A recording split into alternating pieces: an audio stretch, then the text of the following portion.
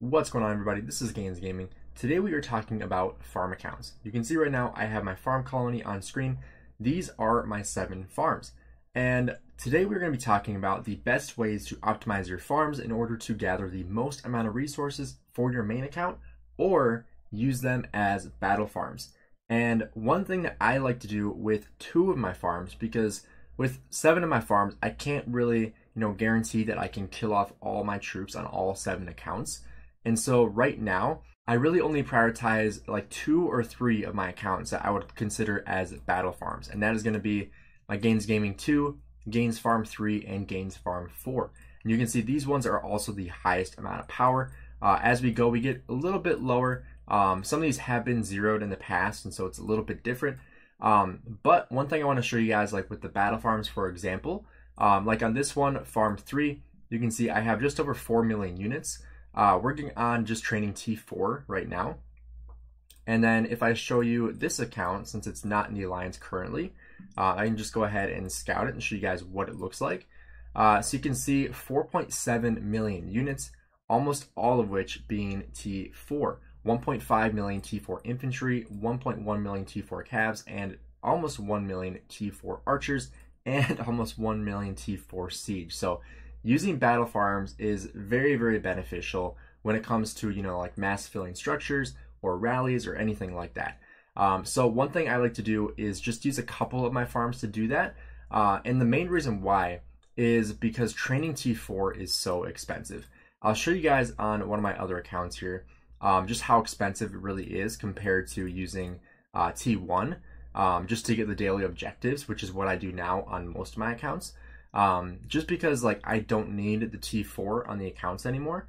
I already have a good amount on pretty much every account just from upgrading troops and training for different events and stuff like that. So for example, on this one, I still have a good amount of T4, about 400 to 500,000 of each T4 unit, but then also T2 and some T1 as well. So now I am starting to just train T1 on these other accounts, the ones I won't be really filling flags or anything with. Just because like I don't have the time to do that. I haven't even had the time to fill on these 3 accounts as much as I would like to. I think I was only able to kill like 200,000 units on this account in this last KVK. And so that kind of put things in perspective of like, if I don't have time to kill off like 4 million troops on this account, there's no way I'm going to be able to kill off 10 million troops combined on all my accounts. And it's probably more than that, honestly. But if I show you guys the difference of training T1 versus T4, so if I collect all these, you can see if you're training T1, it's basically nothing. 100,000 food, 64,000 wood, right? And then you compare it to the T4. And this is also when you get gold involved. Obviously, T4 isn't as expensive when it comes to gold, but I would much rather be able to send my gold to my main account. And so if you see the difference, 480,000 food and 360,000 stone versus 96,000 food and 64,000 wood. So this is very, very different, obviously. So instead of spending like 900,000 resources to train 1,600 troops, I'm only spending 150,000 to train the same amount of troops. And the only thing I really care about the troops for is for these quests here to get to the 100, which I do basically every single day on my farm accounts. And one big reason why is so I can get these Sunset Canyon extra challenge tickets, because I do like to propel my main account at the end, just get some extra rewards, because over time these higher rewards definitely add up. Even if it's only like 2 or 3 hours a week, like after a couple months, that adds up quite a bit. And so I do like to use my farm accounts for that. I made videos on that as well if you guys want to check those out. But that's one thing I like to do on my farm accounts now, especially ones I'm not using for filling, is I only train T1 now because it is much, much cheaper, and I'd much rather have the resources to send to my main account rather than spending them on T4 that I probably won't even be able to use at any point. Because like this account, for example, I don't really have any dead at all. I have not killed off any troops. This account has never been zeroed. I literally only use it for gathering and sending resources. And this is a newer account too. Like all these, like I would say, are probably 4 KVKs old. And so getting them all to City Hall 25 and trading posts level 25, that has taken a long time because I have multiple accounts, so I have to spend a good amount of time to build these things up. And so now they're to the point where they can really fuel my main account. Plus, when you consider the fact that I rallied Barbarian Forts with them, I did that on live stream a couple days ago. And just the value that you get from hitting Barbarians and Barbarian Forts is very incremental. And it also gives me a ton of speed ups for training for other events. I also train for pre-KVK on all my farm accounts, which is really, really nice, because I am able to help the kingdom out, and boost our score a little bit. One thing that's also important with farm accounts is if you're in a farm alliance, make sure you are helping out the alliance by donating to technology, because that's something that's cheap for you that you can do just to give your alliance more credits. Plus, you can get those individual credits, which personally my alliance doesn't really fill anything in here, but besides passports for people that are migrating out. But making sure your alliance has a lot of credits for KVK if you're going to use it as a shell or anything like that, that is really, really nice. So we're going to head back to my number 3 account. I'm going to show you guys one thing that I think is insanely valuable about being in a farm alliance and making sure you are gathering at the alliance pit. So one thing that 1079 has done after our last KVK, obviously we dropped Imperium. We are now an A seed kingdom. I'll show you guys here. So we now are an A seed. We don't have Imperium anymore, which is awesome. We still have more power to drop here too. I think we have well over 100 players that still have to drop power. But one thing that we are really making a change of is instead of using a ton of T5, we are going to be switching to a ton of T4. And so what that means is that we don't need as much gold. But this really matters for gold here as well. So if you're using T5, this still matters for you. But making sure you were gathering at the alliance pit when it's built is insanely valuable. And I'll show you here. So if you take a look at the gathering report, this took me about 6 hours. And I gathered 7 million wood plus an additional 1.1 million wood. And multiply that on 7 different accounts in like 6 to 8 hours of gathering. So if I put this in the alliance pit when I go to bed, I'll wake up and on those 7 accounts, I've gathered about 50 million resources every single day. And so this is why having multiple farm accounts in a shell alliance where it's all farm accounts gathering, it is so valuable. And if you saw me gather from the alliance territory, that adds up a lot too. I'll show you guys on another account here and show you exactly how many resources you actually get from the alliance territory as well. Obviously you have to have territory to get that. Not all farm alliances are going to have that. But that's one great thing about this alliance is that we do get alliance territory. So you can see 460,000 food, 460,000 wood, 340,000 stone, and 287,000 gold. So this adds up a lot too, because multiply this on 7 different accounts in the same alliance, like that adds up a lot. Like it's probably half what I get on my main account, but multiply that by 7 and then take 8% off for the trading post tax, and that's what I get to send to my main account, which is insanely valuable. And so one thing I want to talk about here next is the commanders that you should be using for the alliance pit. And this really depends on what kind of resource you are using. So for example, if you are gathering gold, which a lot of alliances put a gold pit because a lot of people use T4, Seondak is a commander that you really want to try to expertise in. But because of her second skill, increasing gathering speed by 20% and an additional gold gathering speed by 10%. I did make a short about the best gathering commanders in the game, and so this shouldn't be any surprise. The number 1 commander that you should be using for the alliance pit is Constance. And the reason why is because she does get a good amount of gathering speed here too, but she also gives you 10% extra resources. And so if you don't have Seondak expertise, the other commander you should be using in the pit alongside Constance is going to be Matilda.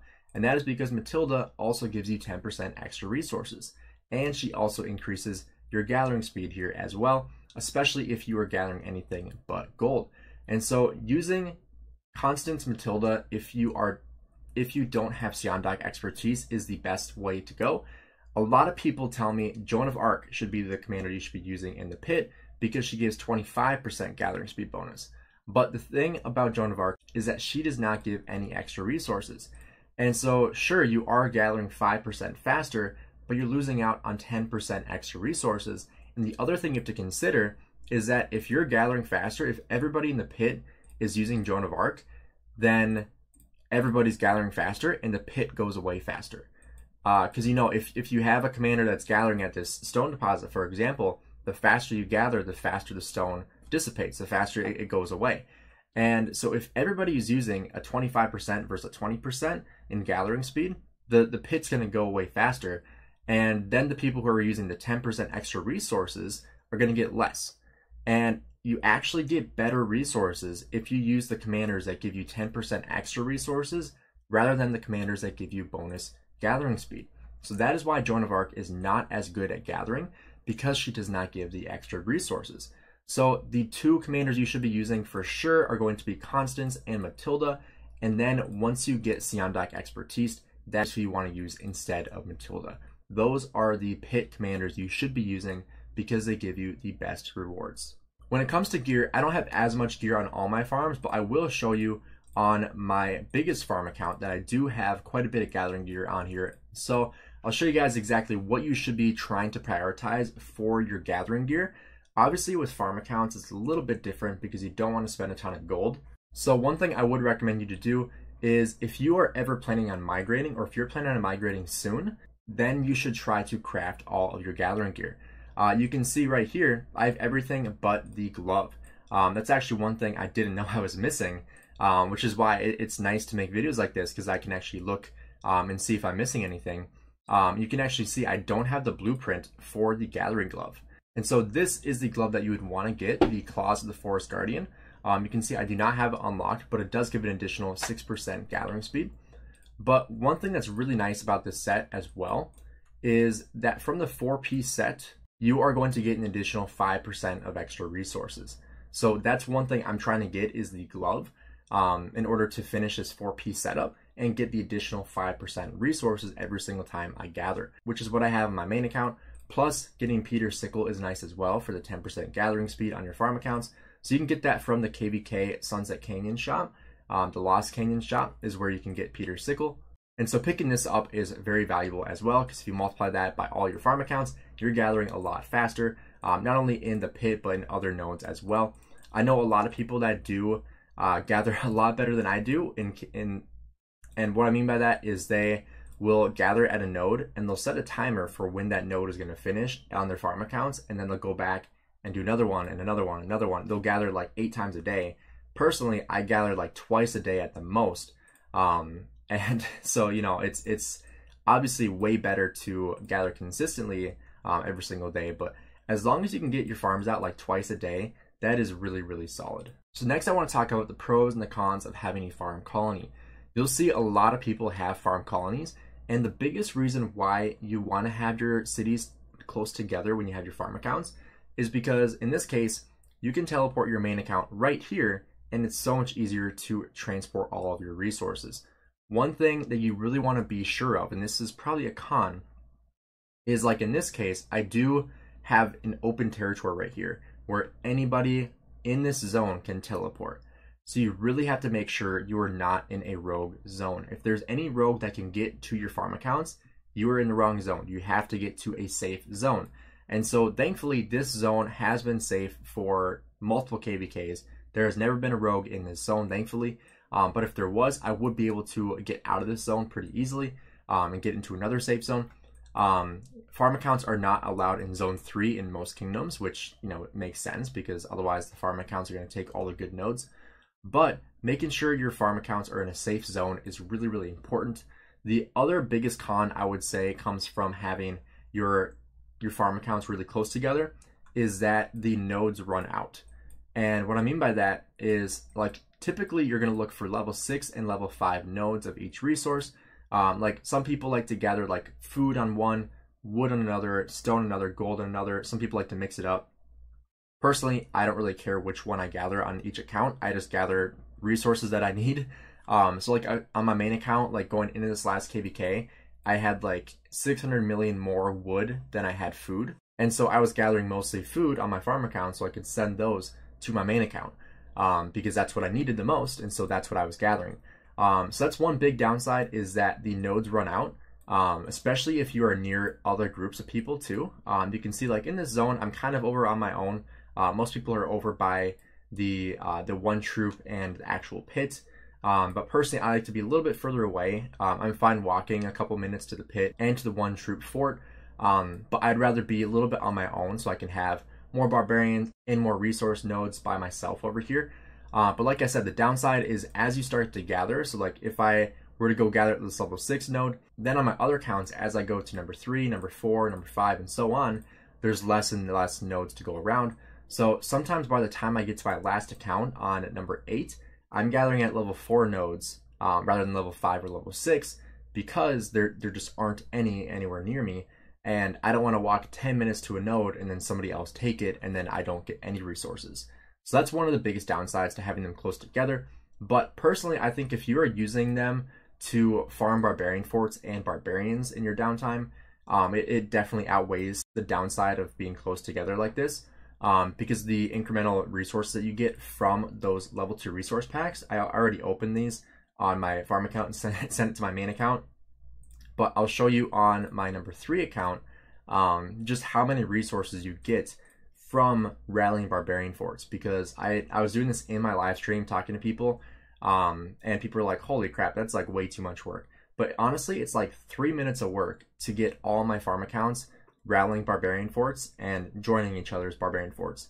So I do like either 4 or 5 at a time. If I have my troops in the pit, then I'll be doing 4 at a time because I have 1 troop in the pit. Otherwise, if the pit isn't built, like right now we don't have a pit. So right now I would be like running 5 barbarian forts at a time. And you can see just how many resources you can save up from doing barbarian forts. So I'll show you here. So we have 16,975. I'll show you exactly how many resources this really is from rallying barbarian forts. So open up 9,999 right here. You can see 30 million wood, 31 million food, and 23 million stone, as well as 3 million gold. And then the remaining 7,000, an additional 16 million stone, 21 million wood, 22 million food, and 2.2 million gold. So you can see that's a lot of resources. And that is all from rallying barbarian forts. And you know, like I said, it doesn't take a lot of time to do it. Obviously, like you have to be committed to, you know, doing it, and finding the barbarian forts and making sure you have gear on the right commanders, or you're using the right commanders. So personally, I have the windswept set and the staff to lost on my Ethel on most of my accounts, or I have green gear just to get some extra stats on there. And this is also something like I would have crafted before I migrated here, or like before I migrated to my previous kingdom. Before your migration is when you want to craft stuff on your farm accounts, because otherwise you don't want to spend the gold that you need for your main account to you know, put into your gathering commanders.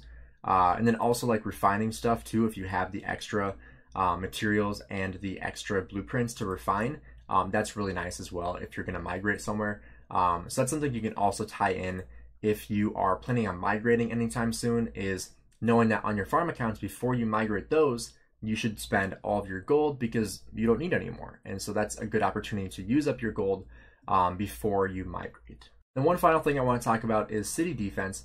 And this is probably well known by now, is that I try to expertise YSS on most of my farm accounts. And that's just because of, you know, just in case there's a rogue, because there's always a chance that a rogue is going to pop up somewhere.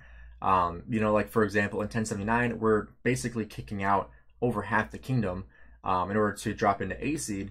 And, you know, we already had a rogue in our last Mighty's Governor. And I guarantee you there's going to be one in the new one where Justinian is coming out. I guarantee you there will be a rogue commander. And so making sure you have a good city garrison is insanely important. You know, obviously, like all my accounts are zeroable, but I want to make it hurt as much as possible. I don't want to give easy kill points. I don't want to have, you know, an 8 million power city with no troops in it, with a ton of resources to feed the rogues, right? I'd rather him try to swarm into 4 million plus troops. Even if it's T1, it's still going to hurt. And so making sure you're prioritizing having troops on your farms, having an actual city garrison, because you don't need gold heads for anything besides Siandak. And, you know, personally, like I invested into city garrison before Siandak because I was content using Matilda until then. But next year I'll be finishing Siandak, and then I'll be able to invest in a second city garrison, which is most likely going to be Zenobia, which is what I've done on my other accounts, but I don't think I have Zenobia unlocked on this account yet. So I have to look into, you know, other garrison commanders I have unlocked. And, you know, that way I have 2 garrison commanders. I do have Zenobia unlocked on this one. So Zenobia, she must be, yeah, she's right here. So I have her, I don't really have any skills into her. 1, 2, 1, 1 now. So I'll be probably maxing Zenobia next after I max Siandok, in order to get that additional 10% of resources. And so now I want to show you guys what it looks like to have common decency when it comes to the pit. And that is not sending a ton of resources. You should not be sending like all your troops to the pit. So I would say anywhere between 50,000 and 100,000 is what you want to send to the pit, because that's just having common decency. That way other people can get into the pit and, you know, gather themselves too. And so, like I said before, using Constance and Siandok is going to be the best option, but Constance Matilda is going to be the second best option. And so on the accounts I don't have Matilda finished up, I'm going to be using, or sorry, the accounts I don't have Siandok finished up, I'm going to be using Matilda. And, you know, this account I do have Siandok finished up. And so we'll actually see if Siandok has a higher gathering speed than Matilda. So we'll see. So we have 338% with Cleo, but I don't want to use Cleo. We have 343% with Matilda, and then we have 333% with Siandok. So we're actually going to go for Matilda on this one because we're going to get the same amount of resources. So we're going to send 100,000 once again. That way more people can get into this pit. And so then I'm just going to, you know, repeat on all these accounts, and, you know, we're going to get a ton of stone on all these accounts, which, you know, I actually am pretty low on stone on my main account.